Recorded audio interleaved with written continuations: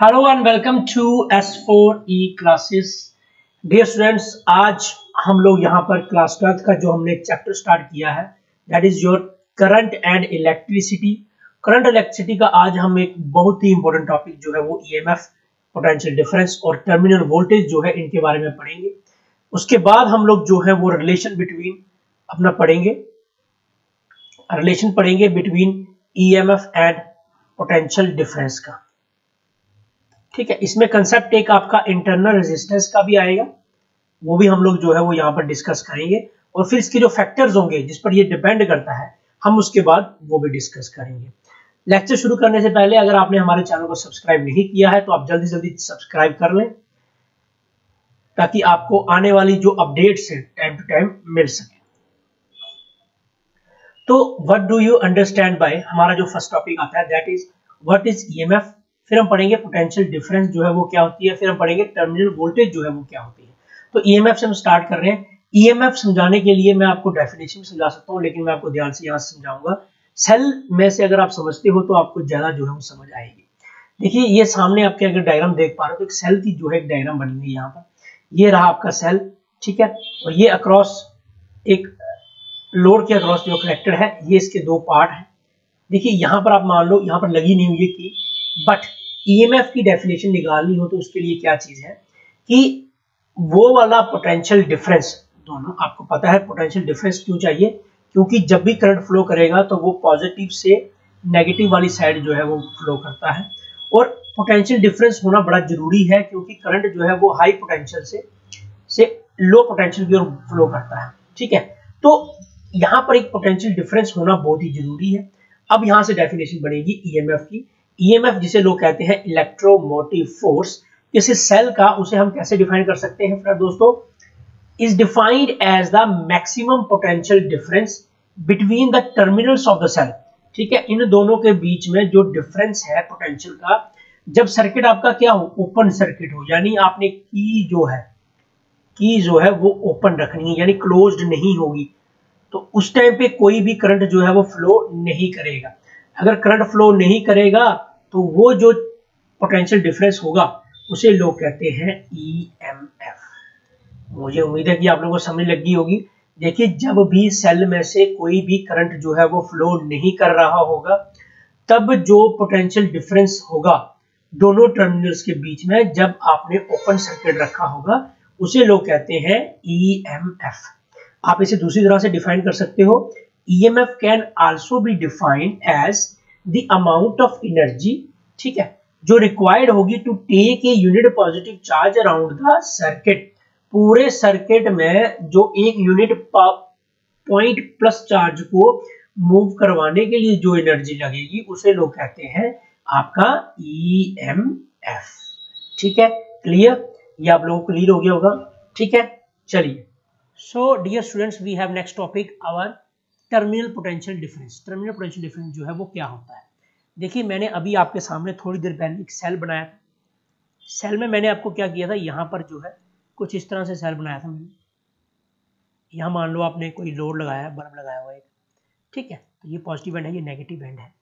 Terminal potential में क्या हुआ, ईएमएफ में क्या था कि आपका सर्किट जो था यहाँ पर जो वो ओपन था। अब मैंने क्या किया, सर्किट को क्लोज कर दिया। जैसे आपने क्लोज किया, क्लोज करने से क्या हुआ, आपका करंट जो है इसके अंदर फ्लो करना स्टार्ट कर गया। और जब जो करंट फ्लो करना स्टार्ट करेगा, अब जो इनके टर्मिनल जो होंगे सेल के, इसका जो पोटेंशियल होगा डिफरेंस, इसे लोग कहते हैं टर्मिनल पोटेंशियल डिफरेंस। तो डेफिनेशन कैसे होगी, terminal potential difference of a cell is defined as the potential difference between two terminals. जब सेल आपने क्या किया हो, क्लोज सर्किट रखा हो, यानी करंट उसके अंदर से क्या कर रहा हो, पास हो रहा हो। ठीक है, एक डेफिनेशन इसकी ये भी आ सकती है कि it can also be defined as the potential difference between two terminals, जब आपने सेल को जो है वो क्लोज किया हो, यानी करंट उसके अंदर से क्या कर रहा हो, फ्लो कर रहा हो। इसकी एक छोटी सी डेफिनेशन जो है वो और आती है कि आप डिफाइन इसको कर सकते हो in terms of amount of work done. It is the amount of work done. ठीक है, आप लिख सकते हो कि terminal potential difference is defined as the amount of work done in taking 1 coulomb charge को, 1 कूलम यानी 1 यूनिट चार्ज को आपने क्या करना है, थ्रू द एक्सटर्नल सर्किट, आपने उसको पूरे जो एक्सटर्नल सर्किट है उसके थ्रू लेके जाना है। यानी आप ऐसा बोल सकते हो कि जब हम करंट फ्लो करवाएंगे तो यहाँ से यहाँ तक या यहाँ से यहाँ तक जो करंट 1 यूनिट करंट जो है वो पास करेगा, तो तब जो अमाउंट ऑफ वर्क डन होगा वही हमारा क्या होगा, पोटेंशियल डिफरेंस या टर्मिनल पोटेंशियल डिफरेंस होगा। तो उम्मीद है आप लोगों को समझ लग रही होगी, ध्यान से आपने समझ लेना है। टर्मिनल पोटेंशियल डिफरेंस जो होता है is defined as the potential difference दो टर्मिनल के बीच में जब आप उसमें से करंट जो है वो ड्रॉ कर रहे हो, यानी आप करंट उससे ले रहे हो। ठीक है, क्लियर? ठीक है, चलिए नेक्स्ट हमारे पास आया था what is the difference between, ठीक है, आपने ईएमएफ और आपने टर्मिनल वोल्टेज का डिफरेंस निकालना। देखिए ईएमएफ तो हमने पहले पढ़ा था, ये वो वाला पोटेंशियल डिफरेंस होता है टर्मिनल के अंदर बिटवीन जब सेल के जो है वो करंट ड्रॉ नहीं करता, जहां ओपन सर्किट होता है। ठीक है, डेफिनेशन जी। लेकिन इसके मुकाबले ये क्या होता है, ये पोटेंशियल डिफरेंस होता है टर्मिनल्स का जब आपका सेल क्या हो, वो क्लोज्ड हो, यानी कि करंट उसमें से क्या कर रहा है, पास कर रहा है। ठीक है, ये एक कॉज है, लेकिन ये एक क्या है, इफेक्ट है, याद रखना ध्यान से आपने।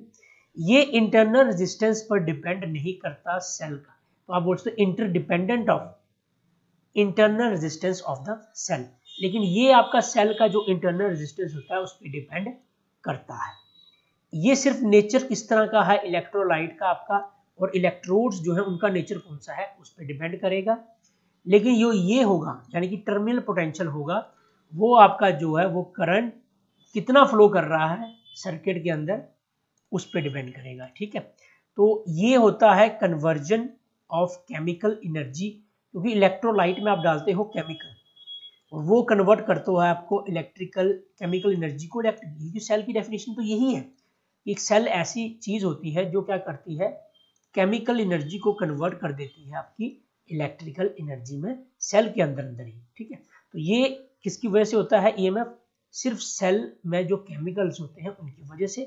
और ये जो पोटेंशियल का फॉल होता है अलोंग द एक्सटर्नल रेजिस्टेंस, उसके द्वारा टर्मिनल पोटेंशियल जो है वो निकलता है।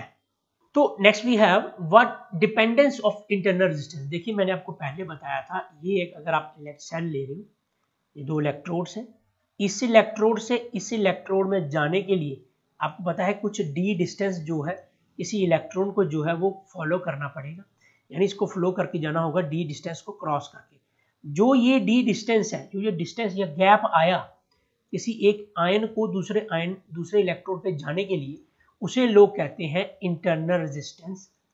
ठीक है, ऑफ सेल, हम सेल की बात कर रहे हैं तो इंटरनल रेजिस्टेंस ऑफ सेल जो है ये बन जाएगा। ठीक है, डेफिनेशन क्लियर होगी आप लोगों को। अब क्वेश्चन ये आता है कि इंटरनल रेजिस्टेंस की डेफिनेशन जो है वो क्या होगी, तो आप ध्यान से पढ़ सकते हैं द अपोजिशन, जहां आप बोल सकते हैं द रेजिस्टेंस ऑफर्ड, किसके द्वारा ऑफर्ड होगा भाई, by electrolyte of a cell. ठीक है, सेल का जो इलेक्ट्रोलाइट है वो किसको फ्लो करेगा, cell to the flow of ions, to the flow of ions through it is called as internal resistance denoted by small r से। ठीक है, अब इसकी डिपेंडेंस की अगर बात करूं तो सबसे पहले कुछ फैक्टर्स ऐसे होते हैं जिन पे ये डिपेंड करता ही करता है। तो सेपरेशन बिटवीन इलेक्ट्रोड्स, अगर आप जितना ज्यादा दो इलेक्ट्रोड के बीच में गैप रखोगे उतना ज्यादा किसी सेल का क्या होगा, इंटरनल रेजिस्टेंस होगा, और जितना कम इलेक्ट्रोड के बीच में गैप होगा उतना ही कम जो है वो आपका इंटरनल रेजिस्टेंस होगा। Number 2 is the temperature. देखिए इंटरनल रेजिस्टेंस जो होता है वो टेम्परेचर को बढ़ाने से डिक्रीज कर जाता है, क्योंकि आयंस की मोबिलिटी जो है वो बढ़ जाती है, जिसकी वजह से टेम्परेचर बढ़ाने से आपके ज्यादा से ज्यादा आयन जो है वो मूव कर जाते हैं इलेक्ट्रोड की तरफ, और उन्हें परेशानी जो बीच में पाथ में परेशानी आती है वो कम आती है, तो वो जल्दी जो है वो मूव कर जाते हैं।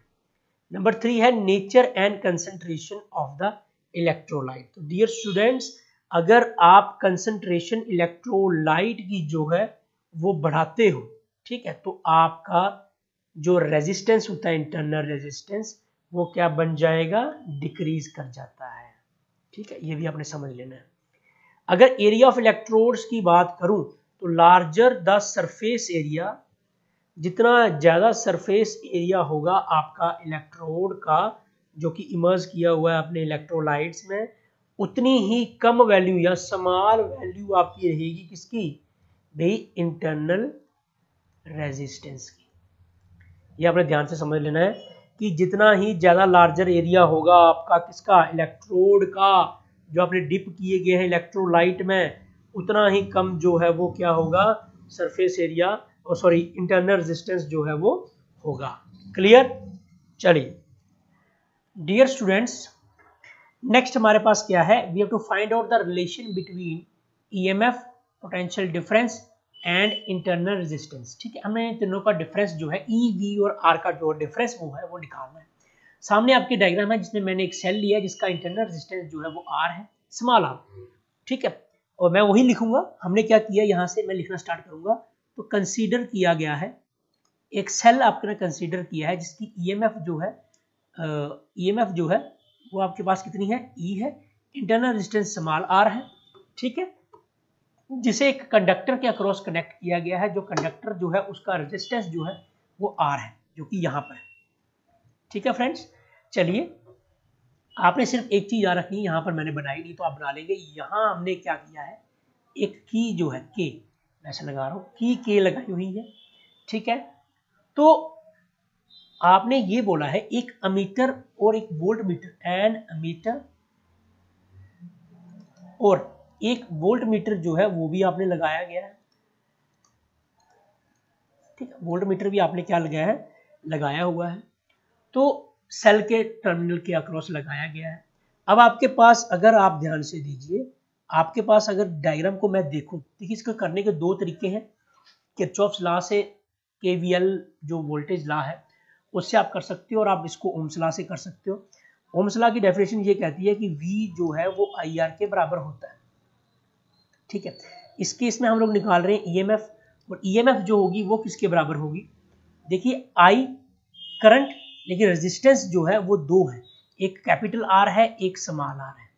ठीक है, तो आप इसको लिख दोगे R प्लस R के बराबर। ठीक है, तो यहां से आप लिख दोगे equal to E equals to I into R plus I into R के बराबर। लेकिन ओम्स लॉ से आपने क्या पढ़ा है, but we have V equals to I R. ठीक है, और आप लिख सकते हो कि जो आई आर है वो V के बराबर है, तो हम यहाँ पर डायरेक्ट पुट कर देंगे। तो यहाँ पर E जो आ जाएगी वो किसके बराबर आ जाएगी, E equals to V plus I into R. ठीक है, तो ये हमारा एक छोटा सा रिलेशन अभी तक आ चुका है।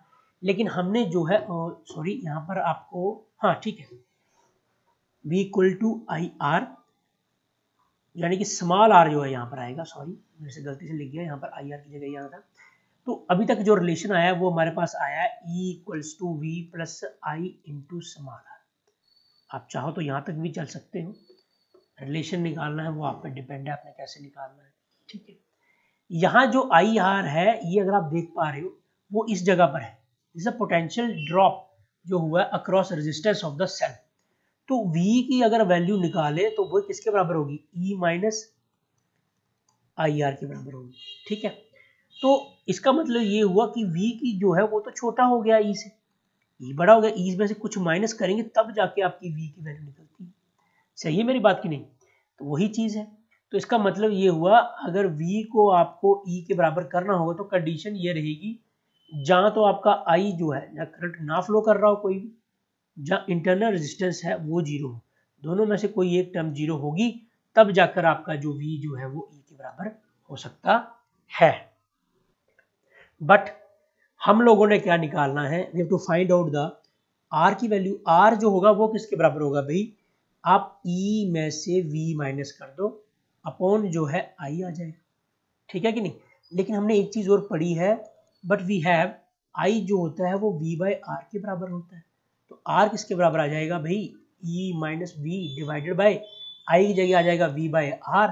This implies R equals to E minus V divided by V into चला जाएगा आर यहाँ पर, और शॉर्टकट में हम इसको कैसे लिख देंगे, आर इक्वल्स टू, हमने यहाँ से लिख देना इसको E upon V minus one, bracket में बाहर आर। तो this is the required relationship between internal resistance, voltage में, ईएमएफ में, ठीक है। तो ये होता है हमारा रेजिस्टेंस रिलेशनशिप जो मैंने आपको भी निकलवाया। उम्मीद आप लोगों को पसंद आया होगा, ठीक है। तो dear students, thanks for watching our today lecture. अगर आपको लेक्चर अच्छा लगे तो हमारे चैनल को सब्सक्राइब कीजिए, लाइक कीजिए, कमेंट कीजिए, ताकि आपको आने वाली वीडियो जो है वो टाइम टू टाइम मिल सके। Thanks for watching, see you in next lecture.